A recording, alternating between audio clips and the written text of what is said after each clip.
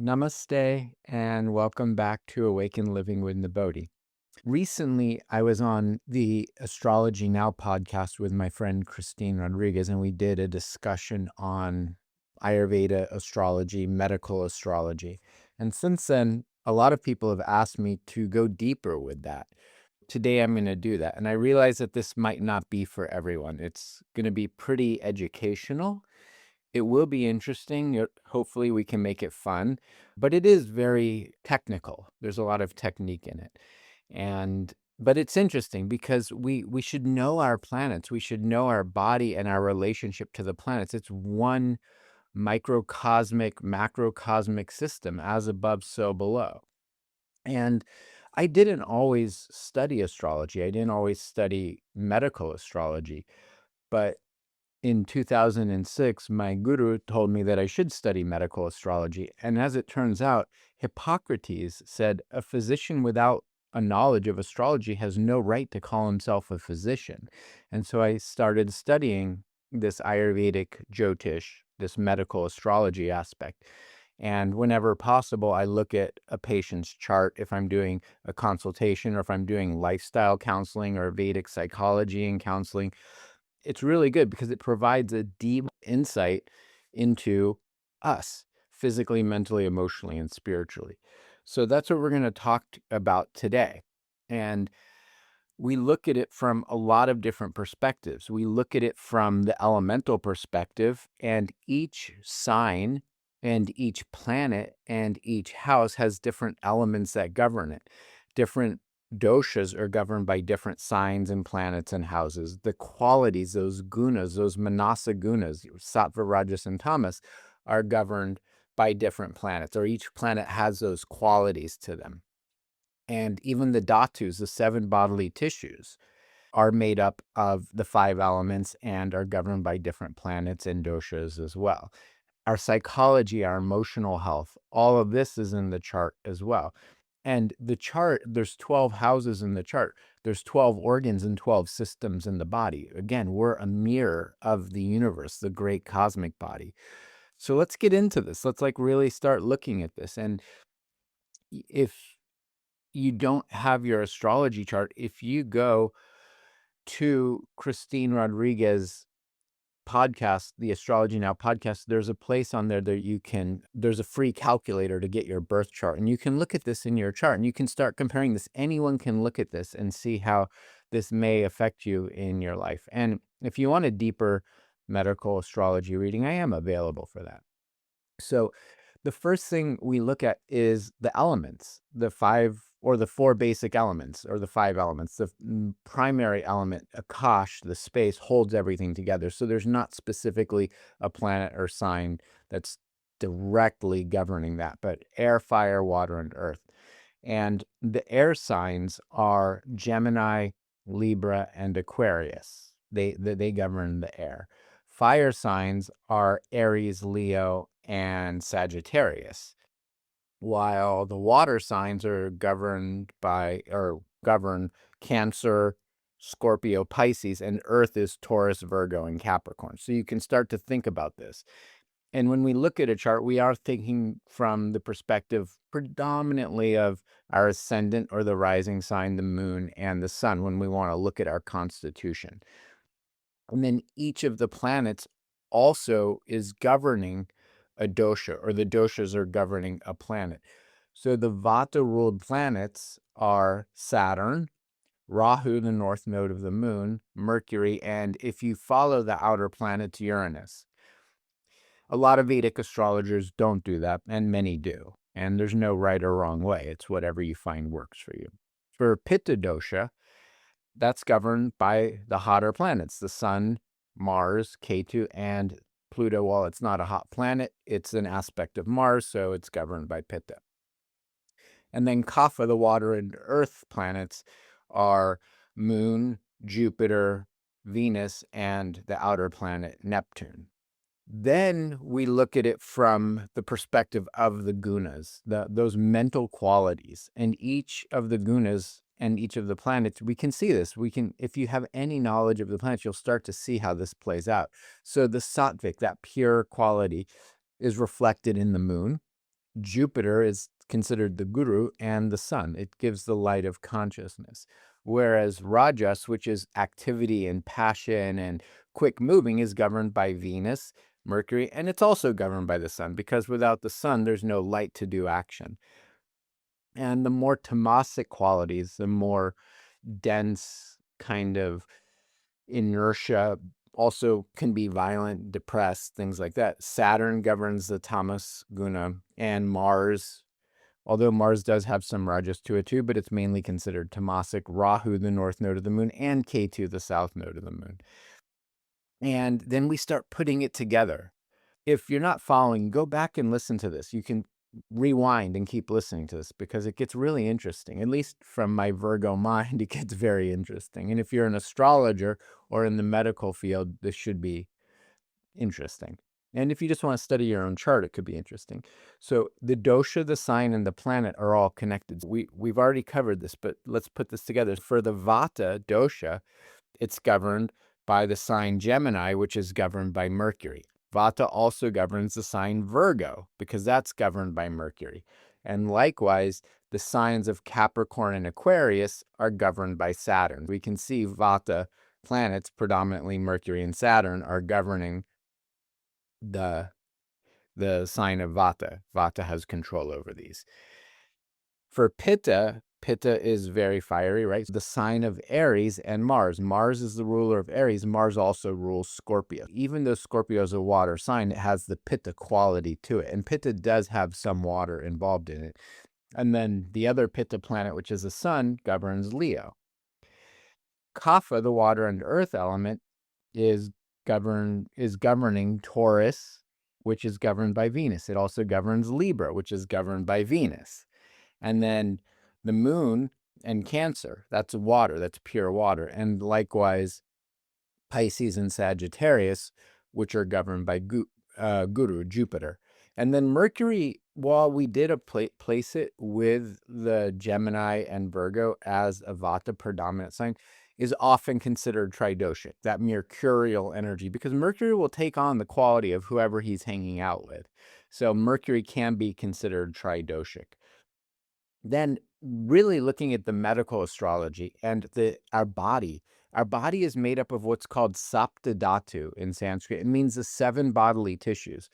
It goes lymph, then blood, muscle, fat, bone, our nervous system and immune system, which modern science is now calling psychoneuroendocrine immunological system altogether, and then the reproductive system. And so each of those is governed by one of the 3 doshas and a planet that's associated with those doshas. So for the lymphatic system, it's governed by the moon, which is Kapha, and it's also governed by Mercury, which is Vata. Pitta, fire, blood, is governed by Sun and Mars, right? So blood governs Sun and Mars, and also the moon. There's Kapha in there. It's watery. It's so the moon and Kapha. So we have Sun, Mars, and moon all governing blood. The muscles, we need muscles to be a warrior, to have strength. And so that's governed by Mars and Ketu, kind of warrior planets. It's also governed by Saturn, especially when the muscles are weak. Saturn is Vata. So if we don't have strong muscles, Saturn's probably involved somewhere. And then the fat tissue is really heavy, right? And so that's governed by Jupiter and Kapha. Whereas the bones are Vata related, and that governs Saturn. When there's good Saturn in the chart, good strong bones. When Saturn's not so strong, then the bones can be weak. And then the nervous system has a lot of governing factors, but mainly the Vata planets, which is Mercury, Saturn, and Rahu. And when they're strong, we have a lot of prana. We have a strong nervous system. We're resilient. But when they're weak, it's weaknesses in the mind and the nervous system. And then finally, the reproductive tissue is the water element. It's the earth element, the water element, and that's governed by Venus and Moon. So it's really kind of very kaphagenic in the body. And then our emotional health is directly tied into the planets as well. So the ascendant or the rising sign, called Lagna in Vedic astrology, predominantly that's governing the overall physical health and the health choices that we make on a daily basis. and the strength of the body. Whereas the Rashi sign, the moon sign, is mostly governing our emotional nature, how we feel about ourselves, how we feel about the world, how we feel about life. Ideally, that's a highly sattvic quality. The sun is our self-esteem, our personality. It represents the soul on a big level, and it does represent our overall health, our confidence, and strength. Whereas the nodes, the lunar nodes, the shadow planets, Rahu, Ketu, those are karmic indicators, and they can often really indicate the inner world, our inner world, the conflicts that we have inside of ourselves, what we have to overcome inside of ourselves, our limited belief systems. Mars governs our intensity, and often with a strong Mars, there can be a lot of ego, stubbornness, we can be obstinate, but it also gives a very dynamic personality and a dynamic emotional inner landscape. Saturn is the great yogi, and so it can give a conscious awareness, a conscious dispassion. It can give the desire for the transcendent, but it can also give a lot of anxiety. It can give depression. It can make one feel like they're a failure, or there's just a lot of emotional challenges in life. And as we were mentioning before, Mercury can take on a lot of different energies. So Mercury has this dualistic energy where it can take on whoever it's hanging out with. It also has its own qualities. It's the life of the party, very mercurial. It's jovial. It wants to bring happiness and joy, but it can also be indecisiveness, or it can be really intelligent or lacking intelligent, depending on the strength of Mercury in the chart. Venus is love, right? And Venus is our desires, both material and spiritual desires. Venus is the material quest. Venus is beauty. And when Venus is not so strong in the chart, it can be a lack of love. It can be a lack of self-love, a lack of self-worth, or always seeking love in temporary external things. It desires comfort, and when that comfort's not met, it seeks love elsewhere. And then Jupiter is the guru. It's the internal teacher. It's the remover of darkness and bestower of light. When there's a good Jupiter, there's a sattvic quality. There's a quality to know the self and a desire to know the self. But when the Jupiter is not strong, it can have a dullness of the mind. It can lack intelligence. It can lack the desire for knowing the self. So these are major factors that we need to look at in the Jyotish chart when we want to understand our body and our consciousness and how it works. So we look at the dosha in the chart, we can look at the dhatu in the chart, and then what we want to do is look at the planet and the sign and the house that it's in.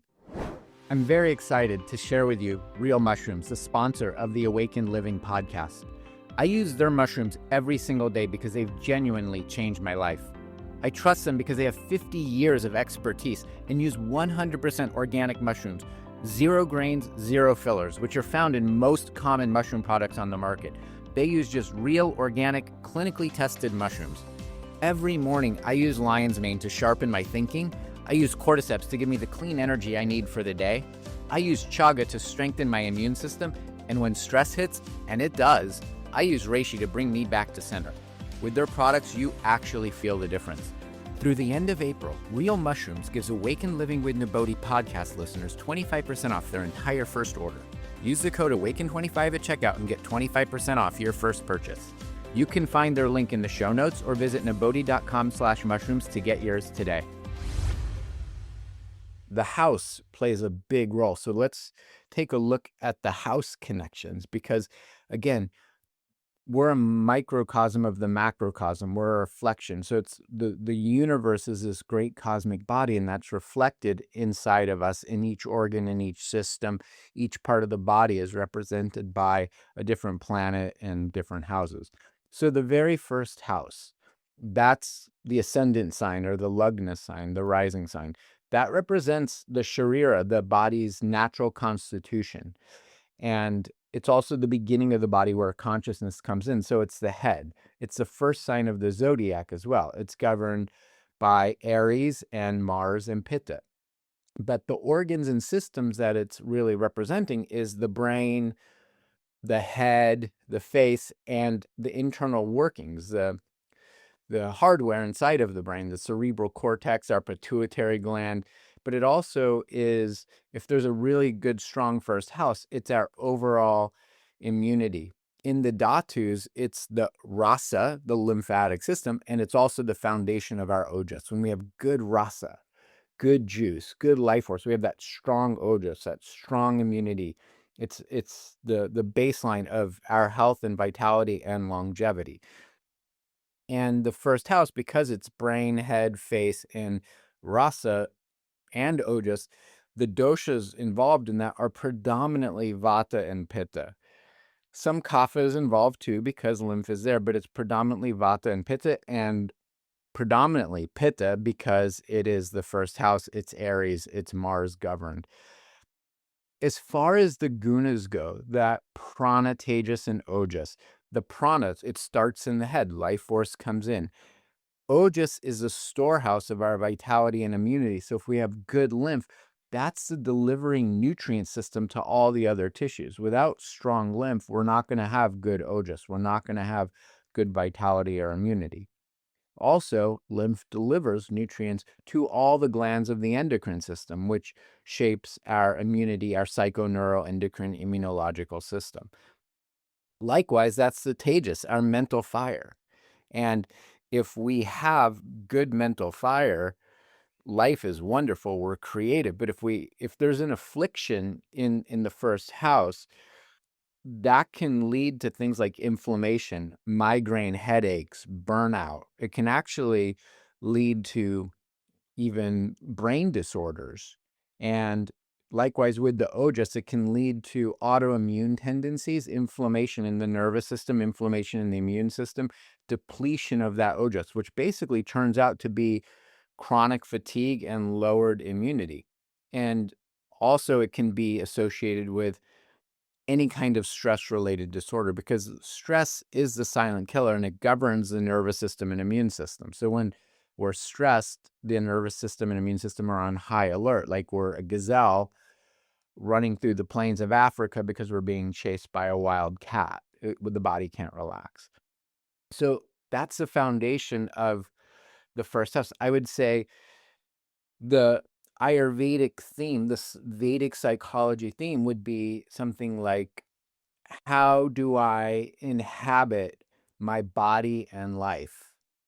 How do I take care of this vehicle, this soul vehicle, this karma mobile, this human karma mobile? It's represented of our self, of our vitality, and our embodiment. So that's the first house. The second house is the second sign of the zodiac, and that's governed by Taurus, and Venus. Taurus and Venus. The sign is Taurus, the planet's Venus, which is a kaphagenic. It's the water and earth element, and the second house is the earth sign. And this, for the most part, is considered to govern the face, the throat area, and the thyroid gland, which is a master gland of the endocrine system. So the organs and systems involved, really, it's all the stuff with the face and the throat and the thyroid. So that's the lips, the mouth, our teeth, our tongue, the thyroid and parathyroid glands, the organs that are responsible for speech, our jaw, and even, I mean, specifically, they talk about it in the scriptures, it's the right eye, but I would say all the eyes, but it's specifically considered to be the right eye in the medical Jyotish texts. And then looking at the dhatus and the dosha and the gunas, it governs the rasa and the rakta dhatu. That's the lymphatic system, the blood, and pretty much the doshas, it's kapha. So maybe someone with a not so strong second house, something going on with Taurus, Venus, maybe they have some extra around the waist. They need to be mindful of the diet. It can create weak digestion. It can create weak physical digestion, but it can also create an imbalance in digesting life experiences. Because food is an experience, but life is an experience, and the sense organs, what we're seeing, how well do we process, how well do we digest what we're seeing and what we're taking in through our eyes, and how well can we express our feelings so they don't get suppressed. We need to, that's the organs of speech. We need to express our feelings. We need to communicate. We need to talk. We need to share. Here, the tejas, when it's too high, is often shown to have connections with the thyroid gland. It can create that hyperthyroid tendency. And if it's too low, it can create hypothyroid. So hyper or hypo, depending on the quality of the tejas, depending on how strong your second house is, depending on how well placed Taurus and Venus are in the chart, the dispositor of the second house, that could create some thyroid issues. And again, a strong Jupiter, a strong Venus, a strong second house is going to give us good immunity and good strength. But if it's not so strong, it's going to give us weakness in our immune system, inability to speak our truth, inability to have a strong voice. We might be shy. And other potentials for this house would be something to do with the teeth, dental issues, or the throat, tonsillitis. There's so much, tonsillitis, throat issues, but that can also be speech impediments. That can be inability to speak our truth. The psychological Vedic theme of the second house is about our self-worth. It's about how much we love ourselves and value ourselves and how well we express that. And part of that expression externally is how well we nourish ourselves internally. And so it's about speaking our voice, it's about speaking our truth and expressing it in a divine way that's in alignment with our dharma. The third house, as you can see, comes down. It comes from the head to the throat. It moves through the body. And the 12th house represents the feet. It's the final sign of the zodiac. We'll get to that. But the third house is now representing the lungs and the nervous system, the upper parts of the chest, and even the hands. And it's predominantly, the third house is governed by Gemini. It's the sign Gemini, and that's governed by Mercury, and that's predominantly Vata.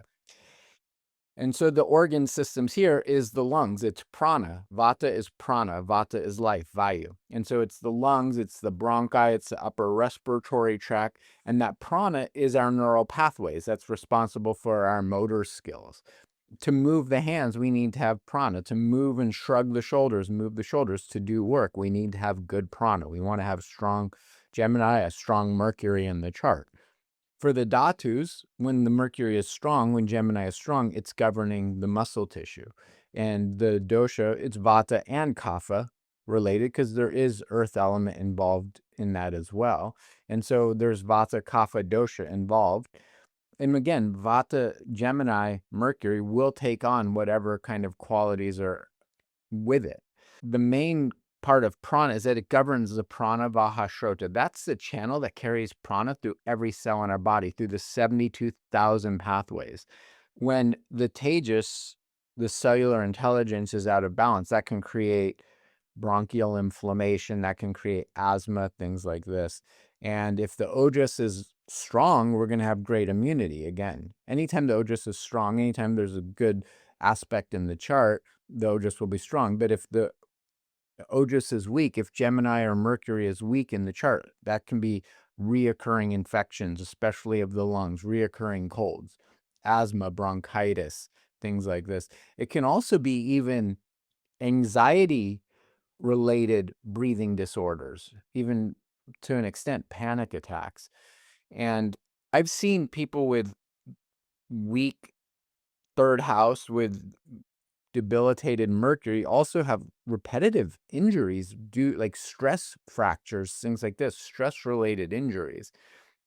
And the good Mercury here, the good Gemini, good third house here, is going to give someone courage. It's going to give them initiative. It's going to give them prana. It's going to give them the power of breath. It's going to give them that pranic resilience. But when it's weak, it's going to affect that courage. It's going to give shy. It's going to give that shy quality, that bashfulness, the inability to express oneself to their full capacity. The fourth house is the house of the heart, the house of the lungs, the house of the mother, the chest cavity, our emotional body. And it's governed by Cancer. Our emotional body is governed by the moon, the water energy, the kapha, that motherly, nurturing energy. And basically, the organs are the physical heart, the pericardium, the lungs. The lungs are shared. So the breast tissue, diaphragm, all this upper respiratory area. And the dhatus involved in this is predominantly lymphatic system because it's governed by the water, the lymph. It's kapha dosha. It's also vata dosha. And this is the seat of Ojas after the first house. It's basically the first house and the fourth house are the seat of Ojas. And that is also going to strengthen our emotional prana. It's our emotional capacity to hold life within us. The Tejas, when it's balanced, gives us a radiant heart energy, but when it's in excess, it can create hypertension, heart inflammation, things like this. And it can give us heart conditions. It can give us hypertension. It can give us high blood pressure, any kind of chest-related vata kapha disorders. And a lot of times it does give emotional trauma. We can see that in the chart. Like if there's an afflicted fourth house, an afflicted moon, then we'll see that in early childhood trauma, things like this. And the psychological themes around it from the Vedic perspective is that emotional safety, the emotional security. It's issues around the mother, feeling protected, feeling the mother of life holding us, the Mother Earth holding us, Shakti, the mother of the universe holding us. Our heart is open. But on the other hand, when it's weak, our hearts are closed and not so open. So we move down through the body, and now we're in the hara, the solar plexus region, and that's governing for the most part the digestive system, the stomach, the liver, the gallbladder, the upper gastrointestinal system. Fifth house also governs our creativity, and these organs have a lot to do with that. But the fifth house is ruled by Leo, and that's governed by the sun, and that's a pitta dosha, the Agni, the digestive fire. So the organs and systems involved here are all the organs of the digestive tract. Like I said, the stomach, spleen, pancreas, and pancreas is also part of the sixth house, but mostly the fifth house. Liver and gallbladder, the solar plexus. That includes our willpower and our cellular intelligence and our intelligence in how we manifest things in the material world. The dhatus involved here is predominantly the rakta and mamsa dhatu. That's the blood and the muscle tissue, the pitta dhatus and the pitta dosha. And really, this is the seat of Tejas. This is the seat of our Agni, our intelligence. And in Ayurveda, there's what's called Pilu Chitta Agni. It's a cellular intelligence. And when that cellular intelligence is strong, the mental intelligence, the creative intelligence of the universe can flow through us. Prana here is basically inspiring us. It's giving motivation. The prana is stoking the fire. It's inspiring the fire to transform, to create things. And good digestion leads to healthy dhatu and leads to good ojas. When the ojas is low, we have low creativity. We don't digest well. We don't digest our food. We also then have difficulty with assimilating and digesting just our general life experiences. And when we don't do that, then we're not inspired. We're not motivated. We're not as creative as we should be. And some of the typical things you would imagine as far as disease tendencies goes are digestive issues, gastritis, things like ulcers, all these irritable bowel syndrome, Crohn's, liver issues, liver inflammation, liver cirrhosis, fatty liver, gallstones also, but gallstones are more of the kapha dosha, but it's because pitta dosha has been blocked. And because prana is stimulating that Agni, we could have things like anxiety driven digestive issues, because when we're under stress, when we have anxiety, it actually shuts off our digestive system, and that's to save our life. I was giving the example of that gazelle running through the field, running away from the tiger. The body sends those stress hormones to the digestive system and turns it off. Because if we want to stop and have the meal, we're the gazelle, and we want to stop and have the meal, we're the meal. And so it shuts off that digestive thing. So it can be stress related things like that. But in the Vedic, Ayurvedic model of this, the psychological power here is our creativity. It is our intelligence. It's our digestion of our life's experience and assimilating that so we become a whole human being. And when that Agni is disturbed, those things are affected. The sixth house governs the intestines, both the small intestine as well as the large intestine. And the large intestine is partially shared with the eighth house. But the small intestine, large intestine, also here, spleen and pancreas, as we said, it shares the fifth and sixth house, and the hepatic circulation. And so the sixth house is governed by the sign Virgo and is governed by Mercury. And so for the most part, it is a Vata related house. And sixth house also governs immunity and the ability to overcome disease and the ability to overcome the enemy of disease, but also the enemy of the ego and enemies internally and externally. And the worst enemy to health is poor digestion, poor prana, poor tejas, poor ojas. Here in the sixth house, a lot of the dhatus are involved. It's the lymph, the blood, the muscle, and the fat. And so the nutrients have to start going through all the tissues.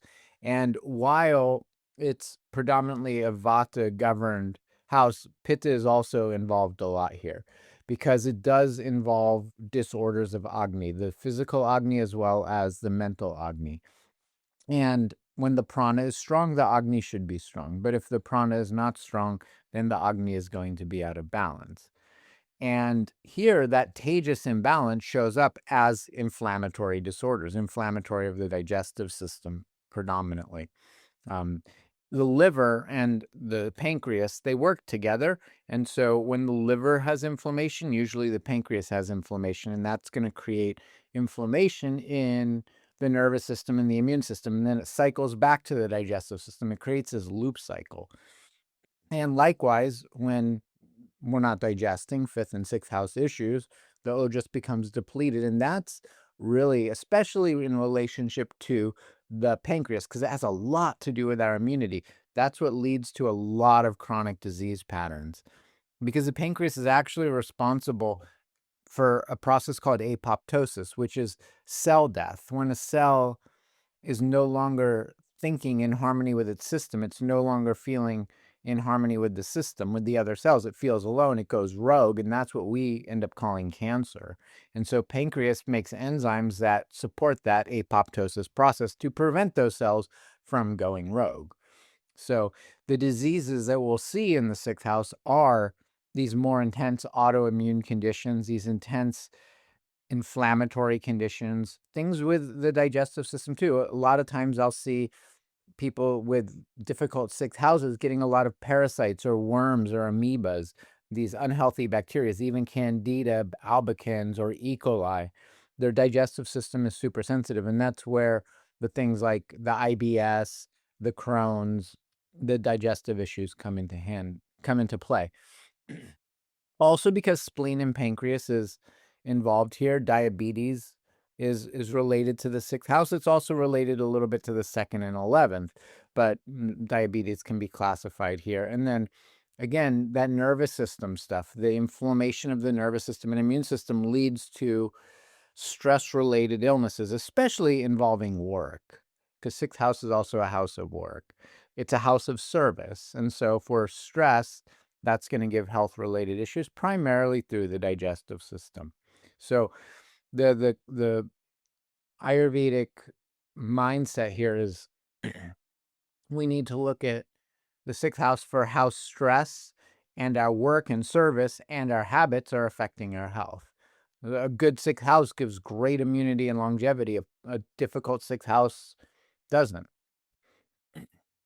The seventh house, moving down the body even more, is governed by the kidneys as well as the reproductive organs and the lower back. And the seventh house is the sign of Libra, and Venus governs Libra, and that's a kapha house in the reproductive tissue, the ojas, that cellular vitality, that juiciness, that rasa of life. So that's kapha, that's water and earth element.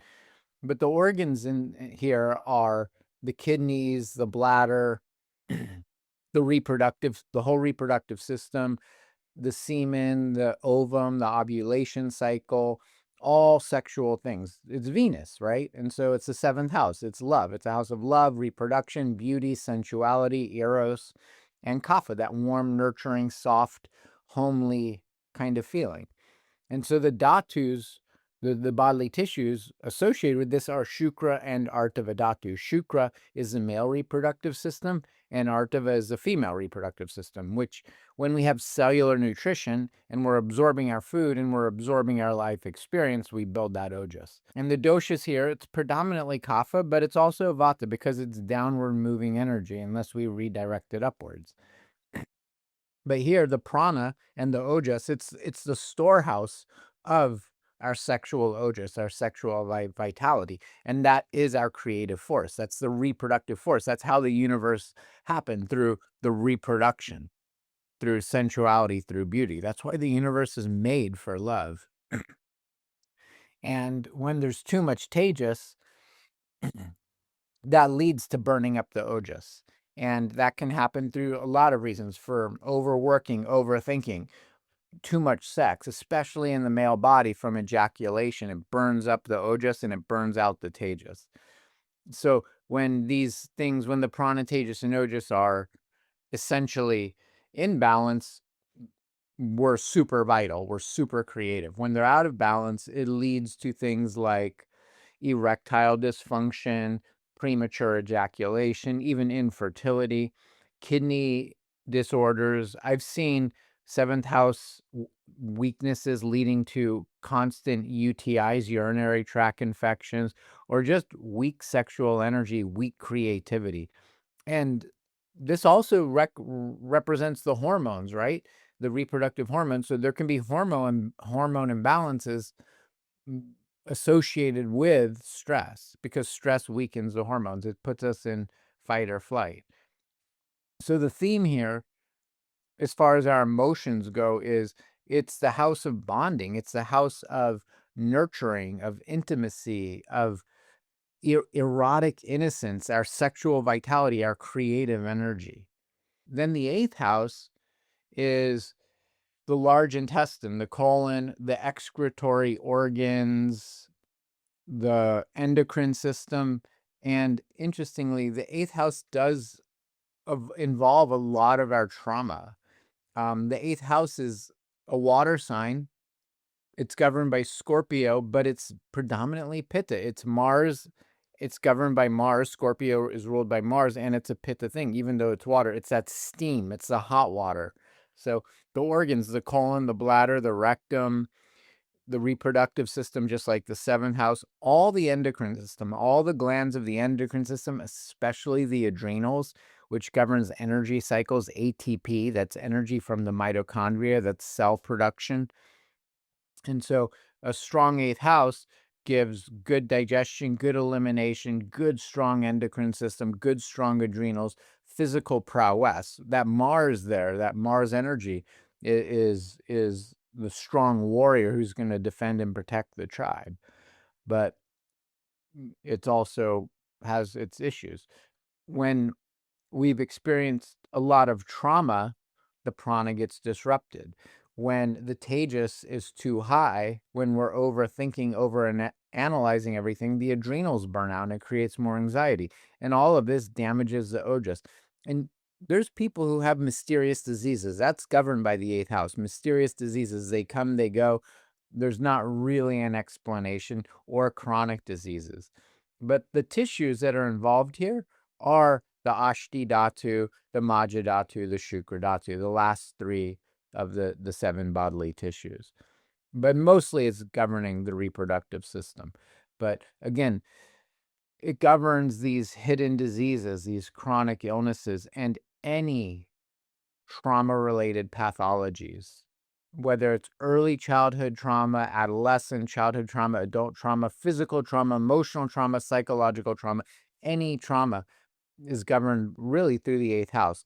Also, we'll see hormonal swings here. We'll see colorectal imbalances here. I've also seen, and I'm not saying that this is the absolute way, but I've seen it a lot with people with difficult 8 houses getting in a lot of accidents and even requiring a lot of surgeries.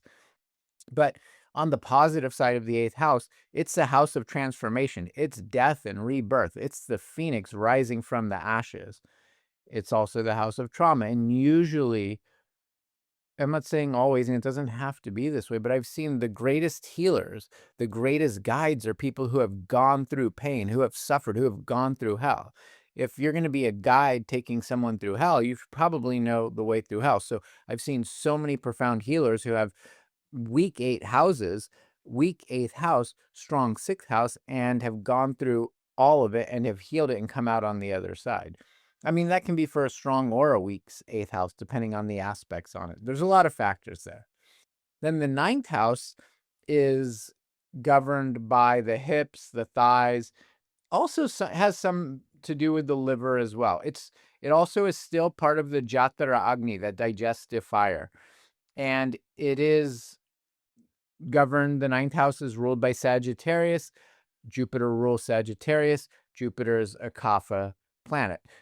Typically, Sagittarius is a fire sign, but it's still ruled by Kaphas. And so the organs here, we said the liver, anything to do with the liver also is slightly related to the gallbladder, but it's hips, thighs. It's assimilation of nutrients, especially like the earth-based nutrients, like minerals, vitamins, minerals, things like this. And this is also a place of some skaras, the inherited health patterns. Like less than 3% of diseases are genetic, but if they're going to be genetic, we'll probably see that through the 9th house. And here, the blood is governed, the bones are governed, and it is a fire house. It's governed by Pitta. It's Kapha, but it's also Pitta. It's Kapha and Pitta together. And the prana here it's very expansive. Jupiter governed planets, Jupiter governed signs is expansion of wisdom. So this is the most spiritual of the signs. And the prana expands here, the wisdom expands here. And the ojas is supporting our spirituality. But if it's not a good place, if it's not good 9th house, not a strong 9th house, weak planets there, then we will see liver disorders here, even sciatica, because it's the hips, thighs, things like that. Malabsorption, excessive weight can be gained here. And again, it is inherited diseases. So if there are going to be genetic mutations in the body, probably we're going to see something going on in the 9th house. But the 9th house governs our faith. It governs our dharma. It governs meaning in life. It governs purpose in life. And it governs our vitality. So if we have a great, strong 9th house, we're going to have that vitality and we're going to live our life with purpose from the first breath to the last. The 10th house, we start moving down towards the finality of the human body. That's the knees.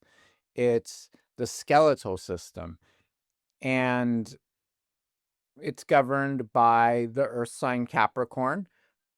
And the planet that rules it is Saturn, which is a Vata-related planet. So we say that Capricorn 10th house is typically a Vata-related planet, but it does have some earth element as well because it's Capricorn, but mostly Vata. It governs structures of the body.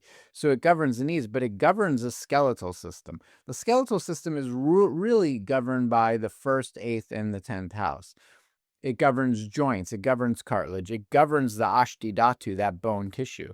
I've seen so many times with weak 10th house with bones, weak bones, osteoporosis, osteopenia, arthritis, joint degeneration, structural imbalances or irregularities.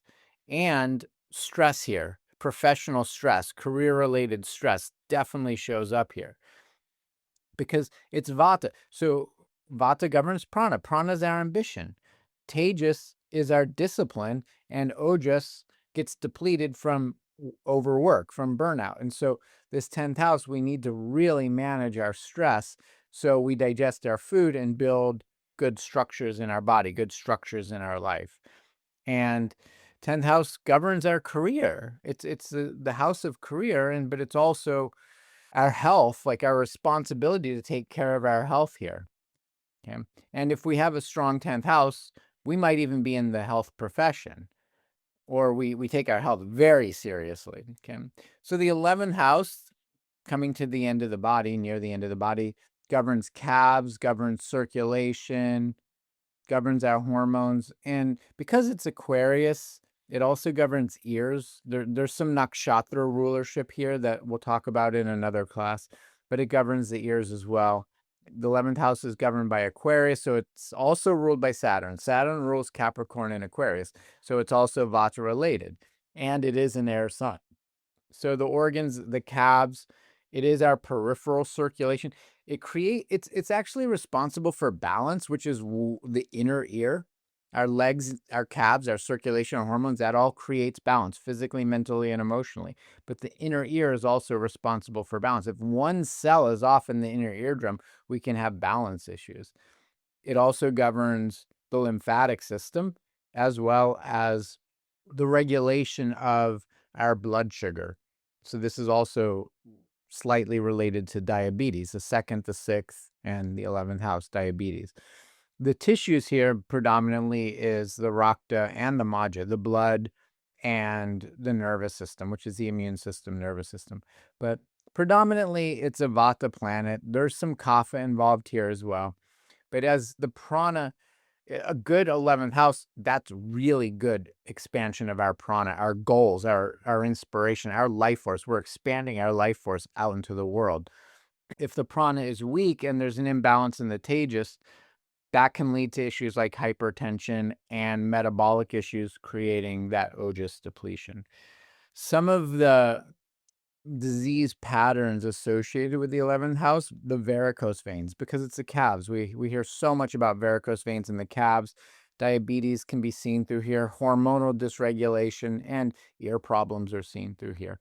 This is also a very communal house. So we'll see communicable diseases, community diseases. So if a country has a difficult 11th house, we might see a lot of widespread disease when there's a malefic transiting that house.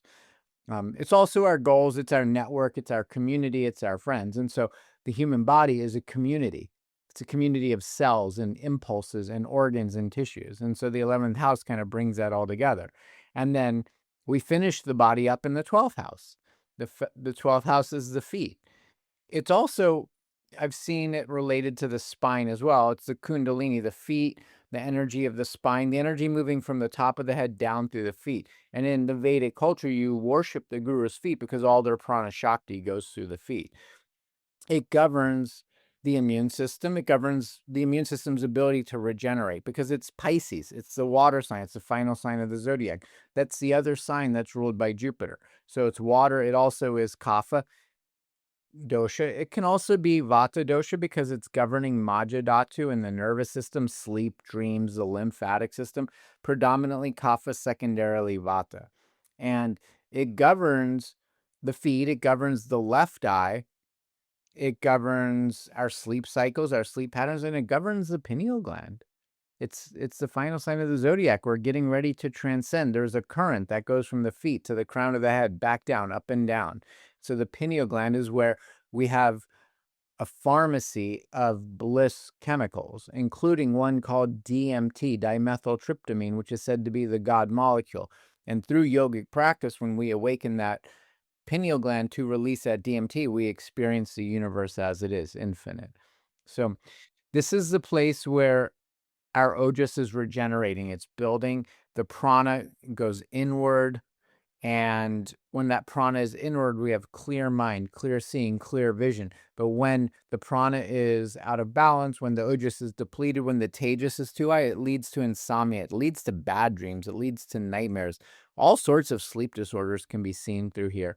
Also, toxins in the lymphatic system can be seen from here. Psychological disturbances and disorders can be from here, as well as addictions. And so the 12th house, a large part of the 12th house is surrendering our ideas, our concepts, surrendering what we want versus to the universal will, to divine will. And this is where we do our subconscious healing. We have all these subconscious programs from early childhood or a previous birth that we brought with us. So it's where we bring the subconscious or the unconscious to be conscious, and we heal it and we surrender it to the divine. And this is where we find liberation. This is where we find our moksha, our salvation from the limited beliefs that were separate from anything else. So when we're looking at our chart, we want to look at the house, the planetary ruler, the sign, the dosha that's governing there, and the disease pattern. So we can really start to systematically look at and analyze our chart, even at home. We don't need to be an expert to do this. And I find it really fascinating. There's another part of Ayurvedic medical astrology that goes way deeper, and I'm not going to do that today. If you're interested in hearing about it, write to me and I'll do it. But this is the Nakshatras. The Nakshatras are the lunar mansion, and each sign is governed by 3 different Nakshatras. And it's fascinating because each Nakshatra rules a specific organ, a specific tissue, a specific dosha, a psychological tendency, and it can actually show the root of the disease patterns. And basically, that's when we can look into the subdoshas. There's each of the doshas, each of the Vata, Pitta, Kapha has 5 subcategories to it. That's when it gets really more analytical and using for diagnosis and the alleviation of diagnosis. And also transits, when certain planetary transits are happening, when a planet, a good planet, a strong planet, or a weak planet is transiting a good or weak house, it's going to create different effects. And that's way more clinical and that's more advanced. And if you want to hear about that, let me know. And if enough people tell me, then we can do that. But otherwise, that is the foundation of Ayurvedic medical astrology. And I hope that you found this interesting. If you're a student of Ayurveda, if you're a student of Jyotish, I imagine that there's something here of use to you. If you're not, maybe it's stoking the fire that you want to learn a little bit more about it. And I thank you for tuning in. And if you found this valuable and you know someone who might be interested in it, please share with them. Like the podcast, subscribe to the podcast. I have a newsletter that comes out every week with really valuable tools and tips for life that are not on my podcast. So if you subscribe to the newsletter, it's totally free. You'll get that every week. And keep filling your thoughts, your words, your actions with love and express it in everything you do. And be the love that you want to see in the world. Before you go, if you've been curious about Ayurveda and want to actually understand your body and start applying it into your daily life, I built the complete Ayurveda course for exactly that. It contains more than 30 years of education and practice distilled into 50 lessons, with over 10 hours of content, guided meditations, personalized assessments, and so much more. It's designed so you'll feel real shifts as you go through it. You'll experience more energy, better digestion, increased mental clarity, and a deeper sense of balance. Lesson by lesson, it's all there. So go to Nibodhi.com/courses to learn more.